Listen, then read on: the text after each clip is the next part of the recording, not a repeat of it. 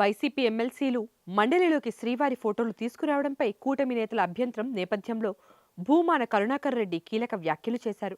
Assembly, మండలి వంటి పవిత్ర వేదికల్లోకి దేవుళ్ల ఫోటోలు తీసుకెళ్లడంలో తప్పేముందని ప్రశ్నించారు.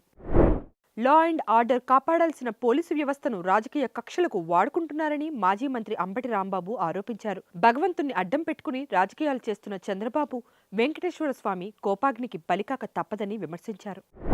మూసీ నది సుందరీకరణ పేరుతో ముఖ్యమంత్రి రేవంత్ రెడ్డి రియల్ ఎస్టేట్ దోపిడీకి పాల్పడుతున్నారని బీఆర్ఎస్ మాజీ మంత్రి హరీష్ రావు ఆరోపించారు.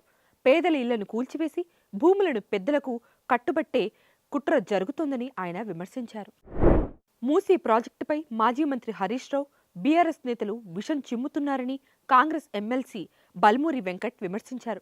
గాంధీ సరోవర్ ప్రాజెక్టు కోసం ప్రభుత్వ భూసేకరణ జరుపుతోందని, నిర్వాసితులు డిమాండ్లను ప్రభుత్వం పరిశీలిస్తుందన్నారు.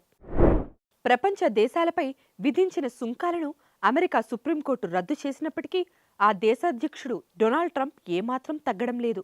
తాజాగా గ్లోబల్ దిగుమతులపై 15% పెంచుతున్నట్లు ఆయన ప్రకటించారు. భారత్కు 15% టారిఫ్లే వర్తిస్తాయని స్పష్టం చేశారు. నటి సాయి పల్లవి అమరన్ చిత్రానికి గాను తన 7వ ఫిల్మ్ఫేర్ అవార్డును అందుకున్నారు.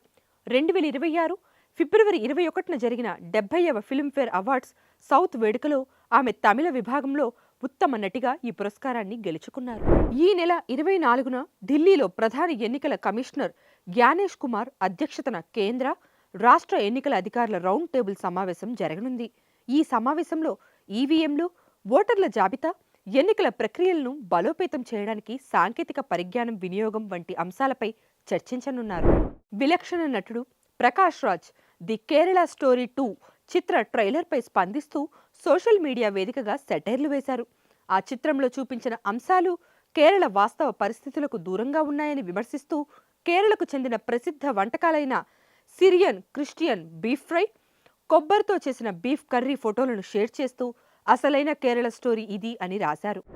నటి తాప్సీ పన్ను తన కొత్త సినిమా 80 ప్రమోషన్లలో భాగంగా ఇచ్చిన ఇంటర్వ్యూలో దక్షిణాది చిత్ర పరిశ్రమపై షాకింగ్ వ్యాఖ్యలు చేసింది. సౌత్ ఇండస్ట్రీలో గ్లామర్ సీన్స్, పాటల సమయంలో ప్యాడెడ్ లోదుస్తులు ధరించమని ఒత్తిడి తెచ్చేవారని, హీరోయిన్ల నాభిపై ఎక్కువగా దృష్టి పెడతారని ఆమె ఆరోపించింది. Please subscribe to the channel and download the Politicos app from the links in the description.